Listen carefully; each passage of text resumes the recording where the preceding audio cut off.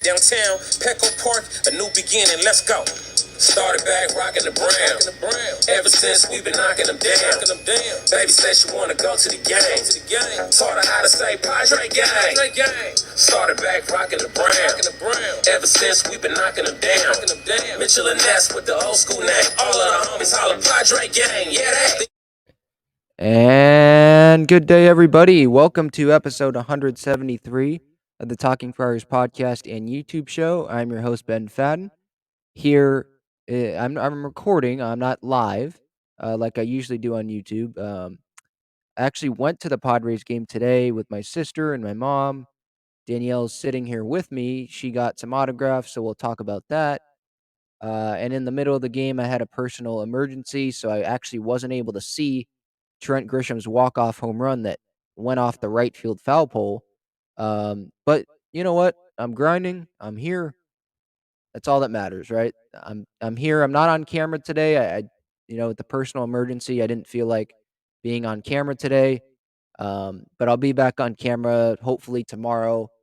I'm scheduled to have a couple interviews, I think, this week with one minor leaguer in the Padres farm system, and then um, someone else involved with the El Paso Chihuahuas. So looking forward to that.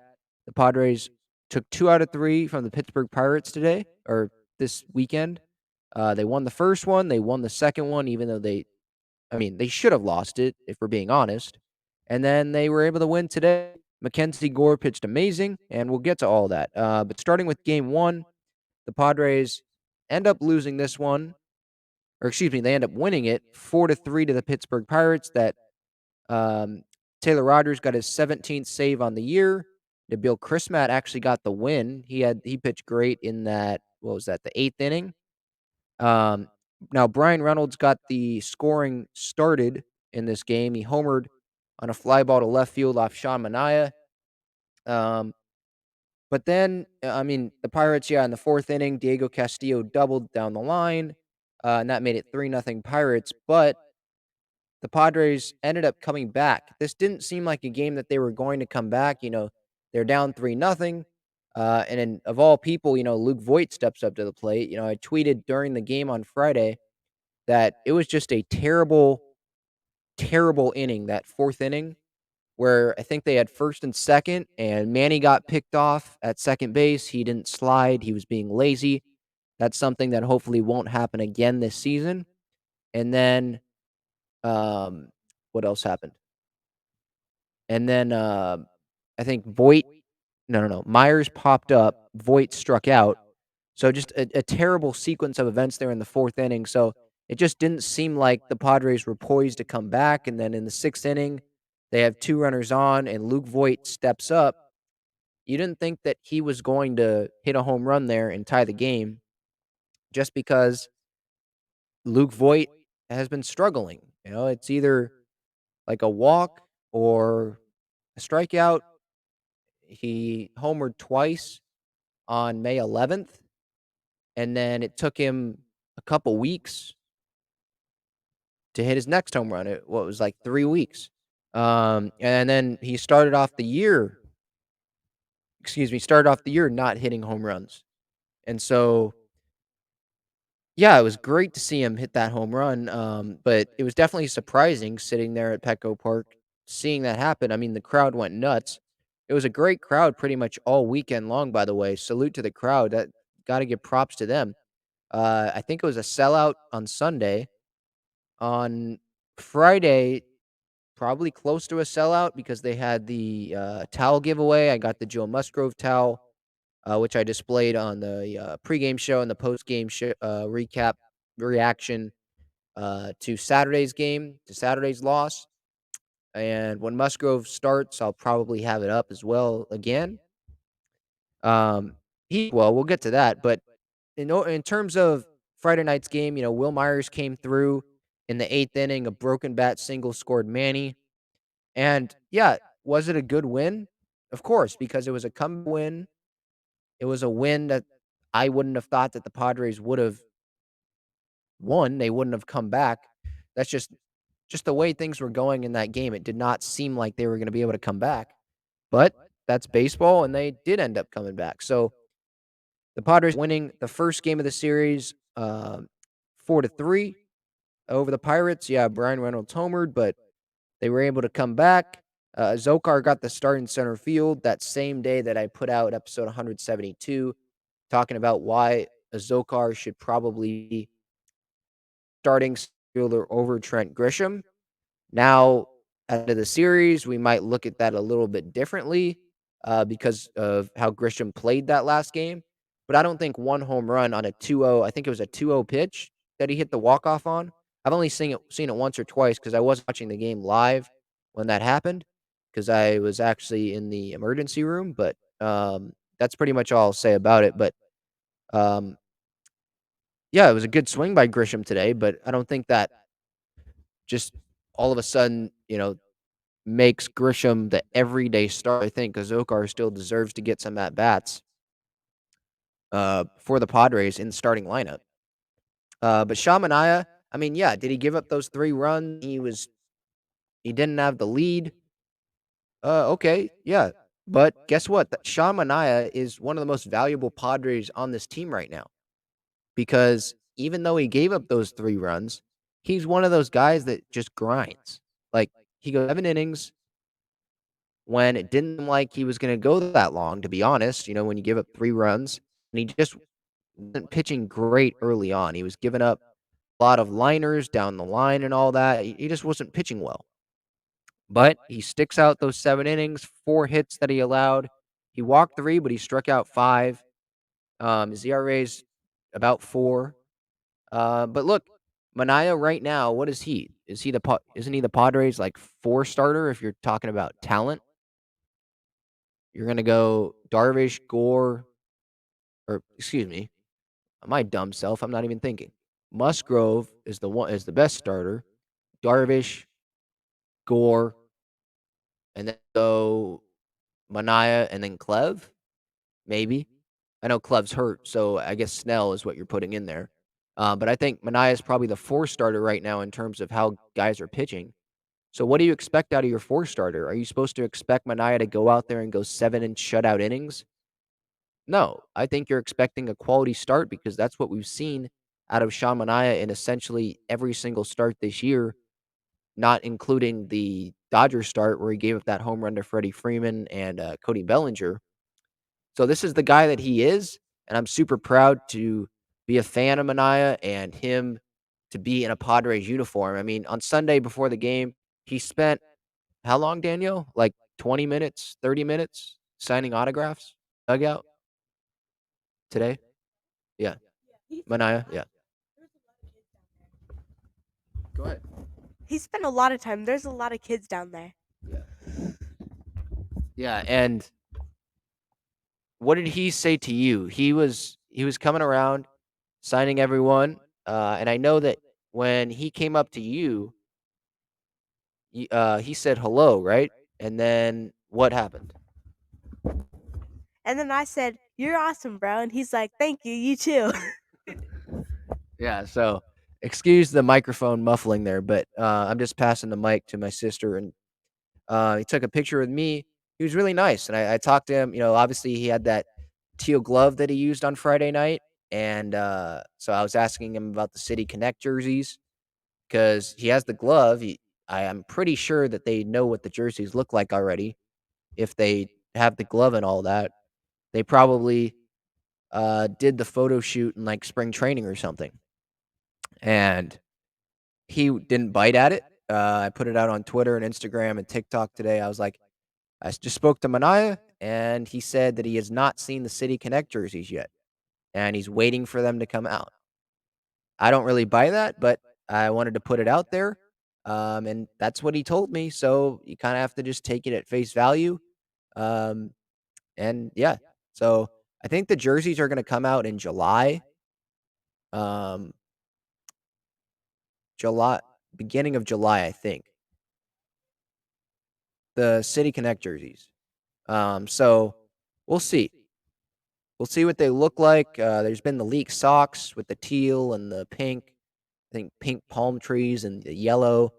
I'm not a huge fan of it. It looks like Miami instead of San Diego. It has nothing to do with anything Padres except maybe the yellow. Um, I don't care about the pink. Fine with that. It's just the teal. Like, what does the teal have to do with anything? Like, it's not even it's not like it's the color of like the wave, right? The literal water on the beach. It's not like it's that color. So that just doesn't make a whole lot of sense to me. I think that with those jerseys, they should probably just revert back to something 1998. Not those specific jerseys, if if they want to make it new, but incorporate something San Diego, something Padres. And so maybe just make a redesign of the 1998 jerseys. I think people would be open to that. You brought back the brown and the gold from 84, and so bring back some type of 98. I know, like, for the anniversaries and stuff, they've worn those, but I think that would be smart. But it doesn't look like they're gonna go in that direction. Anyway, and by the way, before I continue, um, just excuse, I guess, my lack of, like, enthusiasm or lack of, like, being loud and stuff. I just don't have a ton of energy. But I still wanted to come and give my thoughts on this series. So hopefully you're going to hang in there with me, and I really appreciate it. I hope you subscribe to the YouTube channel, Talking Friars. Trying to get up to 1,000 subscribers. We got a little over 700 right now. If you're listening on the podcast platforms, I appreciate that. You can follow the social media channels at Talking Friars on Twitter, Instagram, TikTok, and go visit gaglionebros.com. The Gaglione Bros famous cheesesteaks and garlic fries. Yeah, my sister Danielle just said good fries. They are the sponsor. You can view their phone numbers, their addresses. They're located in Mission Gorge, Point Loma, Petco Park for their locations. I'm gonna meet with Joe Gaglione probably at the next homestand, so that'll be fun. But definitely hit them up. Great, they just do a great job over there. So I couldn't recommend them enough. All right, moving on to Saturday's game. I mean, if you want my real reaction, like passionate reaction before what happened today for me, just go to my post game reaction on YouTube, on Twitter, Instagram, TikTok of Saturday's game and how I said it was embarrassing and that they left 16 guys on base. Just go to that. That's my real like passionate reaction. Again, I'm just kind of low on energy right now. Um, but in terms of this game, the Padres had a 1-0 lead on the Austin Nola sac fly. I mean, think of it. The one of the runs they scored in this game literally came on a error. Jake Cronenworth reached on an error, and then he ended up scoring on the sac fly. So they only scored a run there, that first run of the game, because of an error. So was not good enough, and it was just embarrassing. It was 1-1 in the fourth. Grisham took the lead in the seventh. He came through, so back-to-back nights he threw. The bullpen didn't do their job yesterday. Taylor Rogers, well, most of the bullpen did. Taylor Rogers in the ninth, he just did not have it. Yeah, Joe Musgrove, he pitched great. He had another quality start. He's the first pitcher since 2018 to have a quality start in his first 9 starts this season, or first 9 starts to start a season. He went 6 innings, 1 run, 2 walks, struck out 7. His ERA is 1.86. Just tremendous from what we've seen out of Joe Musgrove so far this year. I feel like I say the same thing after every single start in all these reaction episodes on the podcast and YouTube show. It's just like pay the man. That's all we can really say. He's coming up on that contract year. The Padres' last offer was $11 million a year. That's not good enough. He's going to get easily over $20 million on the free agent market. And to be honest, right now, the way it's trending, it's probably going to be like 25 a year. So do the Padres want to do that? It would be in their best interest to do that. That's for sure. Because if he is not a San Diego Padre for life, or at least until like the rest of his prime, there's going to be a problem there because he's from San Diego. He wants to be a Padre. On off days, he's going to Grossmont High School's CIF championship game, the baseball team. So when he could be relaxing, he's out in the community supporting his former high school. This is, he's wearing 44 because of Jake Peavy, all this stuff. He needs to be a Padre, and Peter Seidler has the money. And there's no other pitcher I'd rather have than Joe Musgrove on this team right now. and in the future. And I'll tell you this: there's a ton of teams out there that would want Joe Musgrove to be their ace. So Joe Musgrove probably is not afraid to hit the free agent market, and maybe he'll give the Padres, a couple million of a discount. But if another team offers him, I don't know, $100 million for 4 years at 25 a year, I think he'll get more than 4 years. I'm just putting it out there, 25 mil a year. And let's say the Padres give him 18 million a year. Like, that's a huge difference. You're leaving what, 35 million on the table throughout the entirety of that 4-year deal. If that's the structure, I know it's not going to be, but I'm just making an example. That's a big, big difference. And you're telling me that Musgrove's just going to allow the Padres to give him $35 million less than another team? Now, the Dodgers are the one team, and probably the Giants are the two teams that I would say he's not going to go to regardless of how much money they offer him, because he would be betraying his family, right? I think his family, they're going to root for the Padres regardless of who he plays for. If he plays for the Padres, then yeah, he's going to be really, really happy, or the family is. And they're going to go to every start just like they do, every home start that is. And fans are going to be ecstatic, including myself, including my sister, including my mom's, including everyone in my family. We're going to be ecstatic. But if he doesn't, or let's say he goes to the Dodgers, it's not going to happen. But those two teams, Giants, Dodgers, those seem like the two teams. One, they'll offer him a lot of money just to see what happens, um, and so that they can tell their fans, "Hey, we tried." But he's not going there, so I'm confident that he's not going to go there. But that doesn't mean that he won't go to, I don't know, Boston, the Red Sox. I don't think he hates the Red Sox. Like, there's other teams out there that could probably offer him a lot of money and would be willing to have him be their ace and open up the checkbook and the blank check. And so if the Padres don't do that, he's probably going to go elsewhere. Again, I don't think it's the Dodgers or the Giants just because of how he grew up, but the Padres are definitely going to have to give him a lot of money. And I definitely sign up for that. All right. As for the rest of the game, I mean, Taylor Rogers was not on his game here in that ninth inning. Gave up that home run to 3-run home run to Brian Hayes. He pitched the ninth inning, blown save, his second blown save of the season. The only other blown save that he had was that Dodger game where Trey Turner doubled down the line. Rogers went that inning, gave up 2 hits, 3 runs, walked 1, struck out 3. Then obviously the Brian Hayes home run. Even with that game, he has a 1.69 ERA so far this year. So he's been tremendous. I'm not going to get pissed off at Taylor Rogers for blowing one game. The offense was terrible. Ha-Seong Kim struck out with the bases loaded. Will Myers didn't swing the bat with the bases loaded and 2 strikes on him.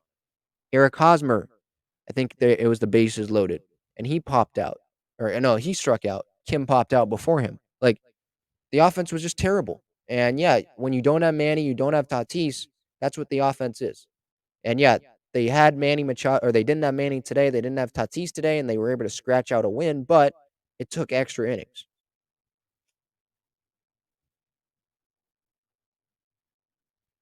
Excuse me there, I was taking a drink of water. Um, so I don't know how much I want to dive into this game. I mean, again, my real passionate, enthusiastic reaction was on the post game reaction on YouTube, on Twitter, on Instagram, on TikTok. So you can go look at that. Again, I'm just kind of low on energy. I don't have. I'm not going to sit here and scream and yell, because that's just not going to be good for me today. Um, so the Padres ended up losing that game. Yeah, it was a game that they should have won, along with the Arizona game, the Pittsburgh game, the Cleveland game. Um, I think I'm forgetting one more, but this Pirates game, yeah, they should have won it on Saturday, even with the bad offense, because they had the lead and Taylor Rogers blew it. So, and it stinks that it's on Joe Musgrove's start that they blew it, because he's had a quality start every single time out. All right, moving to Sunday's game. Padres got to 30-17 after this 4-2 win. Again, I pretty much didn't watch from the 5th inning on. Um, but before the game, it was really cool. Like, that was my highlight of the day on or today, earlier today. Today's been a long day, sorry. But yeah, I took my sister down. She's sitting here with me and took her down by the dugout, and it was really cool. The players, a lot of the players were really nice, and it was pretty much all pitchers. Um, Mania was wearing the Tony Gwynn giveaway jersey. I still want one of those. So if anyone has one, feel free to DM me on Twitter at Talking Friars or email me talkingfriars@gmail.com. And maybe I'll give away one of the puppy calendars that I got today, or maybe I'll give away the Musgrove towel or autographed baseball or something. We'll work something out if anyone has a medium Tony Gwynn giveaway jersey from earlier this year. Anyway, but before the game, got some autographs. Well, Danielle did, my sister. I got some pictures. I talked to Shamanaya. I already talked about how he said that he hasn't seen the City Connect jerseys. I don't really believe that, but that's what he said. Just taking the words out of the horse's mouth, if you will. All right. So I got Danielle sitting with me. Before we get to the game, I'm just going to give the mic to her, and she'll tell you guys what happened before the game and that experience, because this is the first time I believe that I've took her down for autographs before a game. I believe this is the second game this year that I've been with her, but the first game was the Manny Machado bobblehead game earlier this homestand, and we kind of got there like 40 minutes before the game. It was already packed. So this was the first game that I was there um, with her hours before the game, and we could sit there down by the dugout and got to interact with some of the players. So here you go, Danielle. Talk to the people. So I think it was pretty nice. I think so the first autograph I got I think was you Darvish, and then I got Taylor Rogers, Randy Jones, which I was very surprised to see. It was cool that he was there, one of the old baseball players from the Padres that I had, ever met. It was pretty cool that he was there. You Darvish actually handed me a baseball, so that was awesome just to be face to face with him. I got you Darvish to sign my hat right here, and then I got Clevenger, which I think was pretty nice. So yeah, it was awesome. It was cool to be face to face with the players. Yeah, Who was your favorite player that you got to interact with?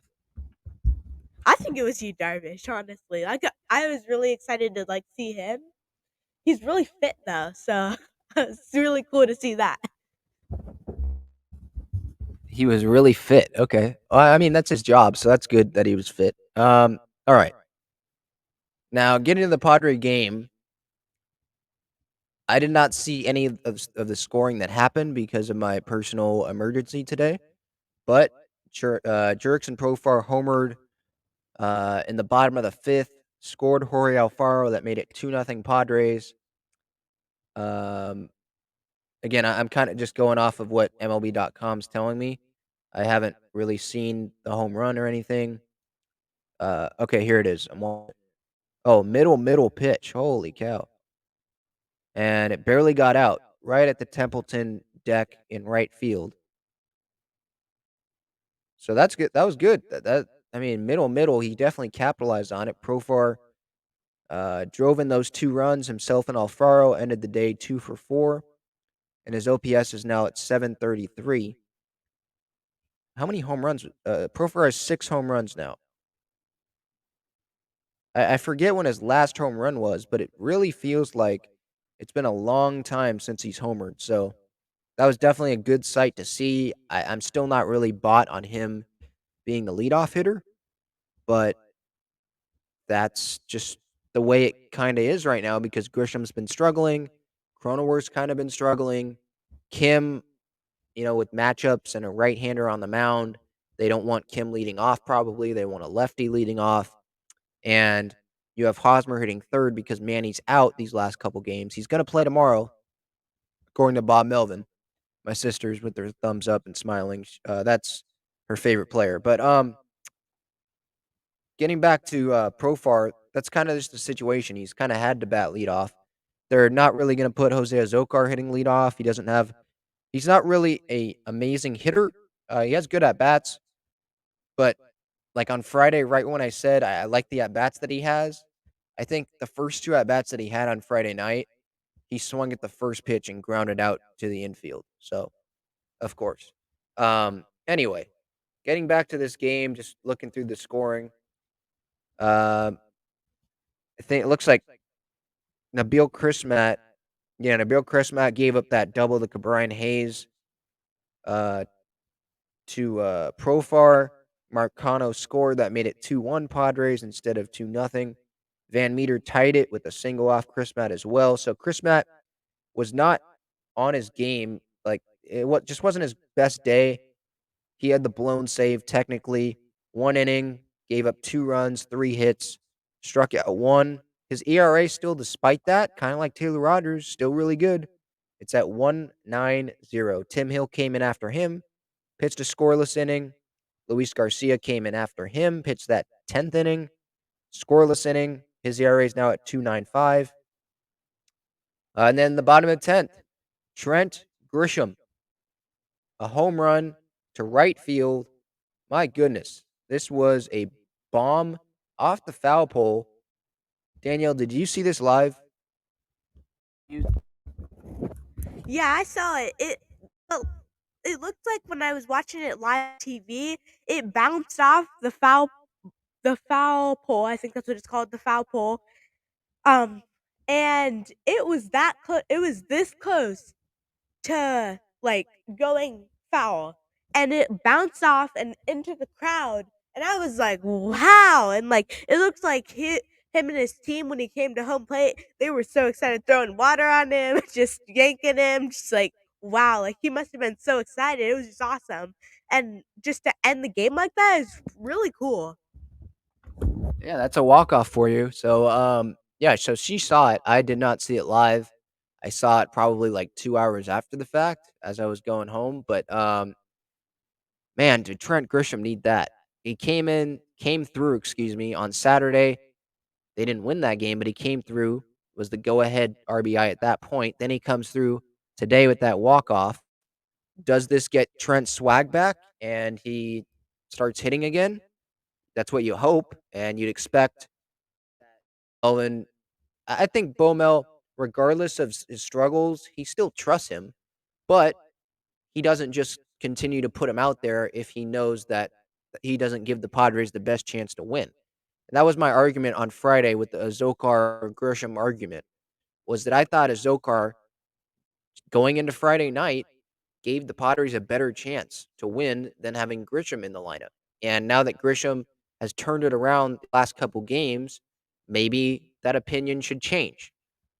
And I think that's what really baseball is, right? There's going to be ups and downs, and you just hope that there's more ups and downs than downs. You hope that there's more, or the ups are for a longer period of time than the downs. And that hasn't been the case so far really this year for Trent Grisham.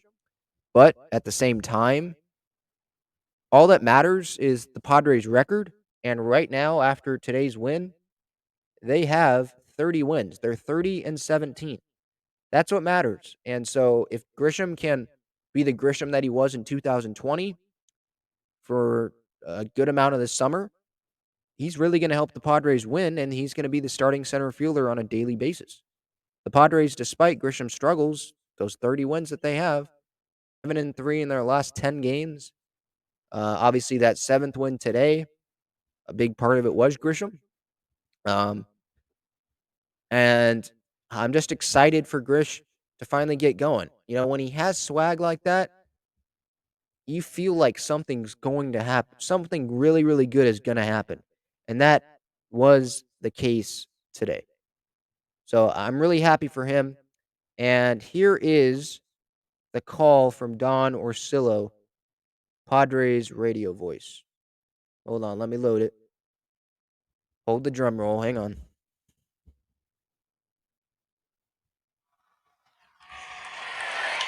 High drive, deep right field for Grisham, down the line towards the pole, off the pole and gone!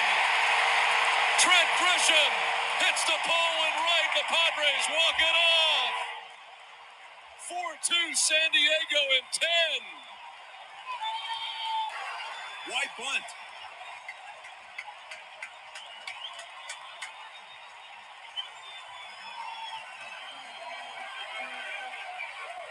Just enough.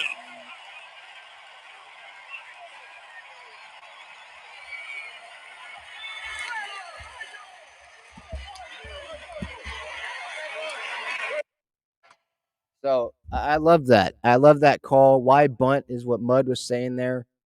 And because I think it was a 2-0 count there, and Grisham, obviously, if you haven't been watching games on a daily basis like I have, um, that's been his role this year. It seems like is he's bunted. That's when he's struggling, he's been able to lay down that sacrifice bunt really, really well. Um, he did that I think yesterday as well at some point. So that's just the way that he's been going, and that because of how bad he's been hitting, he's had to resort to that bunt.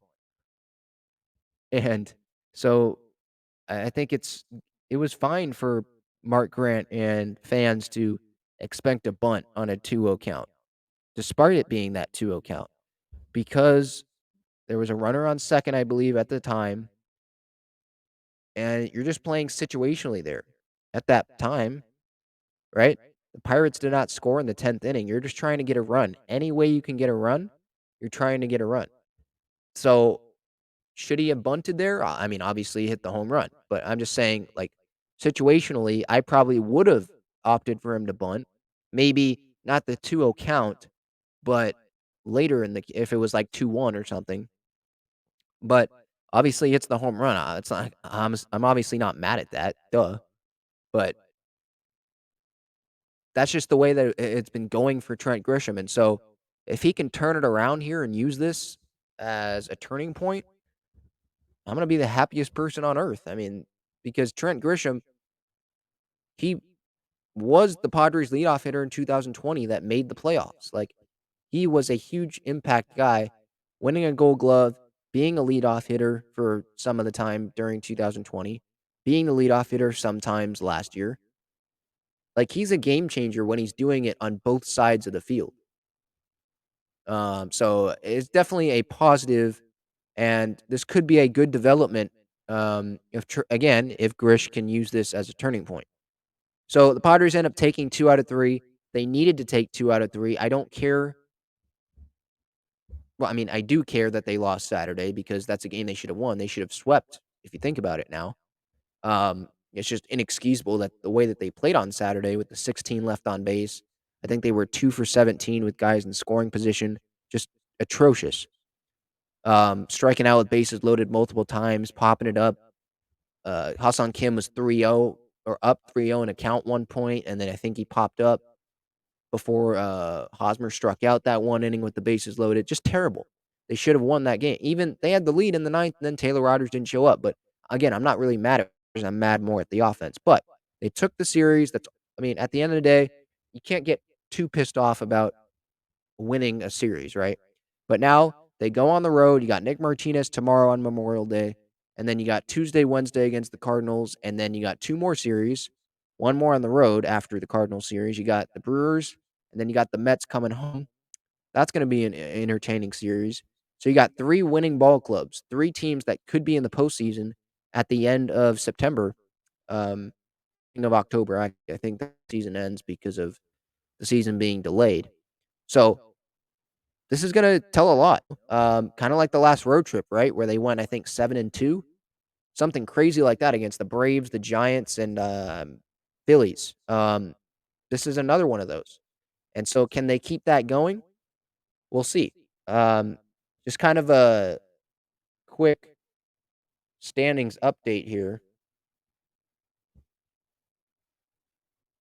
Here we go. Come on, load. All right. Giants, or excuse me, the Dodgers are in first place, 33-14, 3 games up on the Padres. Padres in second at 30-17. They are 4.5 games up on the third place Giants because remember they swept the Giants to finish off that 7-2 road trip last weekend. So that really helped them jumping the Giants a lot in the division, and they might need those games later in the year. Who knows? Or in the summer. Who knows? Giants 11 games back, Rockies 12. They're not in the picture, obviously. Diamondbacks have lost 4 in a row, whatever. But the Mets 32-17. That's the final team that they play of these 3 winning records. Milwaukee is 30-18. Cardinals, who they play next, 26-21. They are 3.5 back of Milwaukee. But the Cardinals right now would be in San Diego for no. That's not the way the playoffs work this year. My bad. I think the would it be how many teams get a bye? Do first 2 teams, or is it the 1 seed? I think it'd be the 1 seed that gets the bye for the wild card series. Oh no. There's 6. Wait. No, I think the first 2 seeds get the bye. Okay. The top 2 division winners get the bye. So Padres right now, I think they would no, they would face St. Louis. Yeah. They would host St. Louis in a 3 wild card series, and that would be a one interesting heck of a series. They obviously beat them in the wild card series in 2020. I think the Padres are a better team now than they were then, and they don't even have Tatis right now. Well, I mean, Tatis back. That's what I'm saying. They'd be a better team than they were last year or 2 years ago when they played the Cardinals series. They wouldn't have to have Craddock starting game. What was that game? Um, Game 3 or game 2? Might have been game 3. And then he obviously didn't pitch at all in the National League Division Series against the Dodgers. They didn't trust him.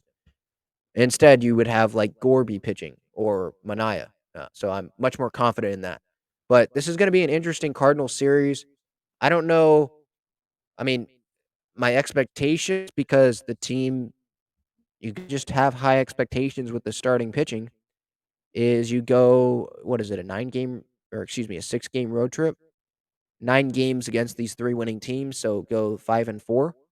I'd be happy with that because you're facing 3 teams. Obviously, I haven't looked at the pitching matchups, like the whole thing of these 9 games, but we'll see. Um, is it? Hang on, let me check one more. Let me check this Brewers series. Make sure it's 3, not 4 games. Dead silence. Yeah, I know. I'm just looking up the schedule right now.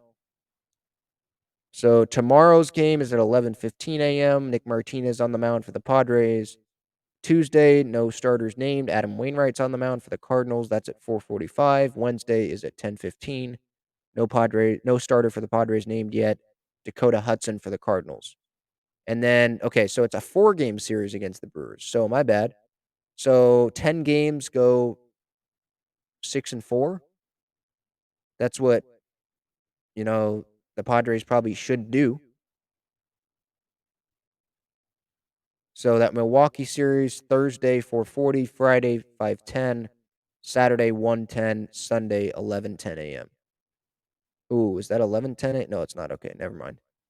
I was like, is that the Peacock game? No, it's not. I think the Yankees game is the Peacock game there. All right. Then the Mets, when they come back home, Monday, Tuesday, Wednesday. Mondays will be at 6:40, Tuesday 6:40, Wednesday 6:40. So it's not a day game that Wednesday series finale against the Mets back at home. Thursday, they'll get an off day. So June 9th is their next off day. And Nick Martinez is starting, so it seems like they're doing that 5-man rotation as of now. Musgrove, Darvish, Snell, Manaea, Gore, Martinez. Name everyone. I think I did. So I think that's the way that they're going. Yeah, I think that's pretty much the episode. We got hopefully 2 interviews this week, and then series reactions. Hopefully, uh, you know, I have more energy. I've had that personal emergency during the game today. But all seems well. I feel pretty good. Just don't have a ton of a ton. See, I can't even speak. A ton of enthusiasm right now. I mean, I'm enthusiastic about the team, no doubt. It was a good win today. It sucks that I couldn't like see it live, but just in terms of like, what's the word? Uh,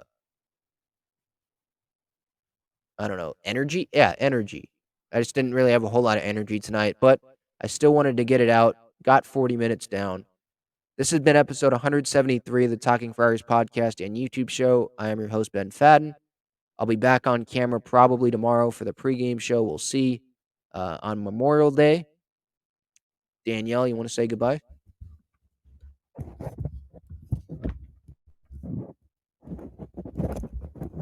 Bye, everyone. Thank you, everyone, for watching. Yep. Thanks, everyone, for watching and listening. For Danielle and Ben, I guess, today. I'll see you later. See ya.